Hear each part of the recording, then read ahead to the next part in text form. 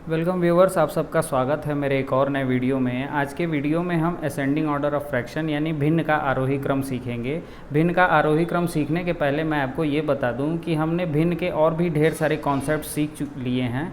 अगर आपने वो उन वीडियोज़ को नहीं देखा है तो इस वीडियो के डिस्क्रिप्शन बॉक्स में उसकी लिंक मिल जाएगी, आप वहाँ से जाके उन वीडियोज़ को भी देख लीजिएगा। चलिए आज का हम मेन वीडियो स्टार्ट करें उससे पहले हम थोड़ा सा ये समझ लेते हैं कि आरोही क्रम क्या होता है। और इस आरोही क्रम में बहुत से अलग अलग टाइप के क्वेश्चंस बनते हैं। जैसे कुछ क्वेश्चन ऐसे बनेंगे जिनमें हमारा न्यूमरेटर सेम होगा यानी ऊपर वाली संख्या समान होगी। कुछ ऐसे क्वेश्चन बनते हैं जिनमें नीचे वाली संख्या यानी डिनोमिनेटर हमारा सेम होता है। और कुछ ऐसे क्वेश्चन बनते हैं जिनमें दोनों संख्याएं अलग अलग होती हैं। तो हम कैसे उन तरीक़ों को समझें, उन चीज़ों को सीखें, इसी चीज़ को आज के वीडियो में हमने बताया है। तो चलिए आज का हम अपना वीडियो स्टार्ट करते हैं। वंदे मातरम प्यारे बच्चों, स्वागत है आप सबका मेरे एक और नए वीडियो में, जहां आज हम असेंडिंग ऑर्डर ऑफ फ्रैक्शन यानी भिन्न का आरोही क्रम सीखेंगे। चलिए वीडियो को स्टार्ट करते हैं। पहला टाइप उन क्वेश्चंस का है जिसमें हमारा न्यूमरेटर यानी ऊपर वाली संख्या एक जैसी होती है और नीचे वाली संख्या अलग अलग होती है। और दूसरे टाइप में हम उन भिन्नों के बारे में पढ़ेंगे जिसमें ऊपर वाली संख्या यानी न्यूमरेटर जो है वो अलग अलग होता है, लेकिन डिनोमिनेटर यानी नीचे वाली संख्या सब में एक जैसी होती है। और फिर इन क्वेश्चंस की हम प्रैक्टिस करेंगे। हम भिन्न के बारे में पढ़ चुके हैं और भिन्न में हमने ये जान लिया था कि भिन्न हम किसे कहते हैं। इसी तरीके से आज हम सबसे पहले ये जानें कि आरोही क्रम यानी असेंडिंग ऑर्डर हम किसको कहते हैं। तो देखिए, असेंडिंग ऑर्डर का मतलब ये होता है कि छोटी संख्याओं को पहले लिखें और बड़ी संख्याओं को स्टेप बाय स्टेप हम बड़े के क्रम में लिखते चले जाएं। यानी हम ये कह सकते हैं कि हम सबसे पहले छोटी संख्याओं को लिखें, फिर उससे बड़ी, फिर उससे बड़ी, फिर उससे बड़ी और तब सबसे बड़ी। तो इस तरीके से जब हम संख्याओं को लिखते हैं इस क्रम में, तो इसी क्रम को हम असेंडिंग ऑर्डर कहते हैं। अब तो आप समझ गए ना। हम यहाँ तक जान चुके हैं कि असेंडिंग ऑर्डर होता क्या है। आइए अब हम ये जानने की कोशिश करते हैं कि जब ऐसे सवाल मिलते हैं तो हम कैसे इन सवालों में असेंडिंग ऑर्डर में फ्रैक्शंस को लिखते हैं। तो देखिए, सबसे पहले तो हमें ये जानना पड़ेगा कि सबसे छोटी भिन्न कौन सी है और सबसे बड़ी भिन्न कौन सी है। अगर हमें सबसे छोटी भिन्न पता चल जाए तब हमारा काम बहुत आसान हो जाएगा, सबसे बड़ी भिन्न को भी हम बहुत आसानी से निकाल लेंगे। तो देखिए, ऐसे क्वेश्चंस में सबसे छोटी भिन्न वो होती है जिस भिन्न का डिनोमिनेटर वाला नंबर जो है वो सबसे बड़ा होता है। तो आइए चेक करते हैं कौन सा ऐसा फ्रैक्शन है। जैसे यहाँ देखिए, यहाँ पे 7 नंबर लिखा हुआ है, 7 से बड़ा 9, 9 से बड़ा 10, 10 से बड़ा 12, लेकिन 12 से बड़ी कोई संख्या नहीं है डिनोमिनेटर में, इसलिए ये भिन्न जो है हमारी सबसे छोटी भिन्न हो जाएगी। आप इस चीज़ पे ध्यान दीजिएगा कि मैं ये कह रहा हूँ कि जब हमारा न्यूमरेटर सेम होता है तो डिनोमिनेटर में वो भिन्न सबसे बड़ी हो जाती है जिसके डिनोमिनेटर की वैल्यू सबसे ज़्यादा होती है। तो हम जो है ये पाते हैं कि ये जो 6/12 वाली भिन्न है ये हमारी सबसे छोटी भिन्न हो जाएगी। तो हम सबसे पहले इसको ऐसे लिख लेते हैं। अब देखिए, हमें ये पता चल गया कि सबसे छोटी भिन्न कौन सी है। अब ऐसे ही इससे बड़ी भिन्न वो होगी जिसके हर में इससे छोटी संख्या होगी। तो हम यहाँ देख रहे हैं कि 12 से छोटा 10 है, तो हम जो है इसको भी इसके बाद ऐसे लिख लेते हैं। 10 से छोटा कौन सा नंबर है, तो यहाँ 9 है, तो हम यहाँ ऐसे इसको भी लिख लेते हैं। और 9 से छोटा कौन सा है फ्रैक्शन, वो जो है इसको भी हम यहाँ ऐसे लिख लेते हैं। अब देखिए, यहाँ तक तो हमने लिखने का काम किया है, फ्रैक्शंस को अरेंज कर लिया है, लेकिन आंसर केवल यही नहीं आ जाता है। इसके बाद से एक ज़रूरी चीज़ ये भी जाननी है कि हम जो एरो का मार्क लगाते हैं वो किधर से किधर लगाते हैं। अधिकतर बच्चे यही गलती करते हैं कि उन्हें एरो नहीं पता होता है कि एरो का मार्क हम किधर से किधर की ओर लगाएं। जैसे आपने देखा होगा मछली का मुंह कैसा होता है, तो बस उस मछली का मुंह याद कर लीजिए और आपका काम हो चुका है। ठीक है, तो देखिए, जो सबसे छोटी भिन्न होगी वो हमने यहाँ लिख लिया है, फिर उससे बड़ी, फिर उससे बड़ी और सबसे बड़ी। ये भिन्नों का क्रम हमने लिख लिया है। अब निशान बनाने का तरीका ये है कि जो सबसे बड़ी भिन्न है, सबसे छोटी भिन्न है, उस भिन्न की ओर जो है वो इस तरीके से हम मछली का मुंह रखते हैं। बस आपको यही चीज़ करनी है।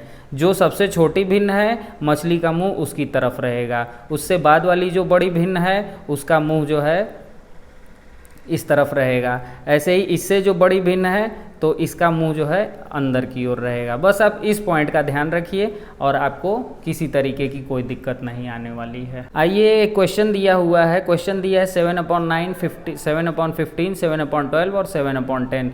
इस फ्रैक्शन को हमें असेंडिंग ऑर्डर में लिखना है। तो आइए हम तरीका सीखते हैं कि हम ऐसे क्वेश्चंस को कैसे करते हैं। तो सबसे पहले हम सबसे छोटी भिन्न को लिख लेते हैं। सबसे छोटी भिन्न वो होगी जिसका न्यूमरेटर सेम है लेकिन डिनोमिनेटर जो है ज़्यादा होगा।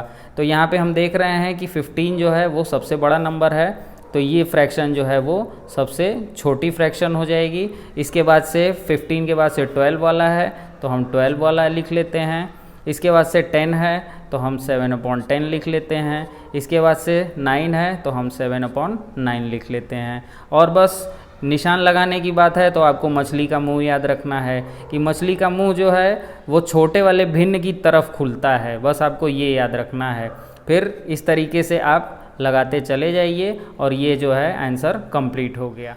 हमने टाइप 1 वाले क्वेश्चन को डिस्कस कर लिया है। आइए अब हम टाइप 2 वाले क्वेश्चंस को देखते हैं। टाइप 2 ऐसे क्वेश्चंस हैं जहां पे भिन्नों में जो है न्यूमरेटर अलग अलग है लेकिन डिनोमिनेटर सबका सेम होता है। अब जब ऐसी कंडीशन बनती है तो सबसे पहले हम सबसे छोटी भिन्न का पता लगाते हैं। ऐसा फ्रैक्शन जिसमें न्यूमरेटर जो है वो कम होगा वही फ्रैक्शन जो है सबसे छोटी होगी। तो हम यहाँ देख रहे हैं कि 9 है, 9 से छोटा 8 है, 8 से छोटा 7 है, 7 से छोटा 3 है और 3 से छोटा कोई फ्रैक्शन नहीं है। इसका मतलब ये 3/12 वाला जो फ्रैक्शन है ये हमारा सबसे छोटा होगा। इसको हम ऐसे लिख लिए।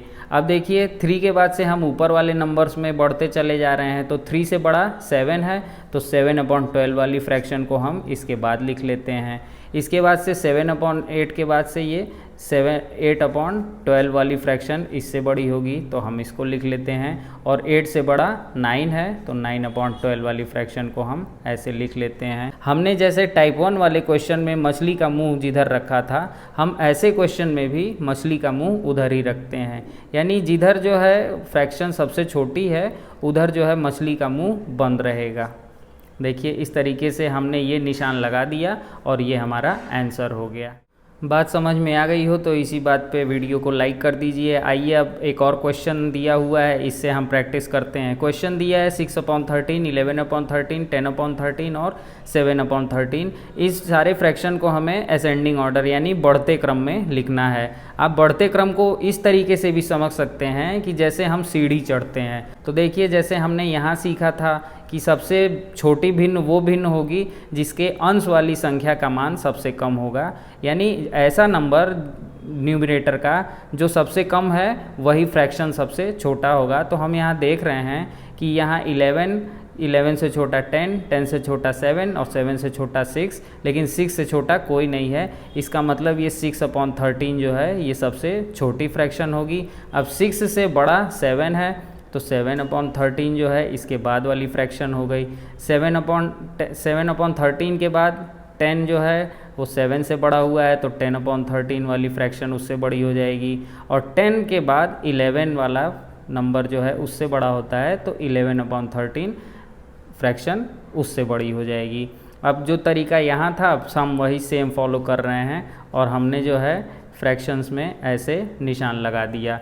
तो देखिए कितने आसान तरीके से हमने इस क्वेश्चन को समझ लिया। वीडियो अभी ख़त्म नहीं हुआ है। अब बात यह है कि हमने टाइप 1 पढ़ लिया। टाइप 1 में ऐसे क्वेश्चंस के बारे में हमने पढ़ा जिसमें न्यूमरेटर हमारा सेम था। हमने टाइप 2 पढ़ा जिसमें हमारा डिनोमिनेटर सेम था। लेकिन अगर मान लीजिए कोई ऐसा क्वेश्चन आपको मिल जाए जिसमें आपको न्यूमरेटर और डिनोमिनेटर दोनों अलग अलग नंबर मिलें और सारे फ्रैक्शन जो है अलग अलग नंबर वाले हों, तब आप क्या करेंगे और उन फ्रैक्शंस को आप असेंडिंग और डिसेंडिंग ऑर्डर में कैसे अरेंज करेंगे। चैनल पे नए हैं तो चैनल को सब्सक्राइब कर लीजिए। वीडियो पसंद आए तो वीडियो को लाइक कर दीजिए। इसके बाद से आपको करना ये है कि आपको बुक्स में जितने भी क्वेश्चंस आपके दिए हुए हैं इस टॉपिक से रिलेटेड, उन सारे क्वेश्चंस की प्रैक्टिस अच्छे से करनी है। और अगर कोई डाउट होता है तो आप मुझसे उससे कमेंट बॉक्स में पूछ सकते हैं।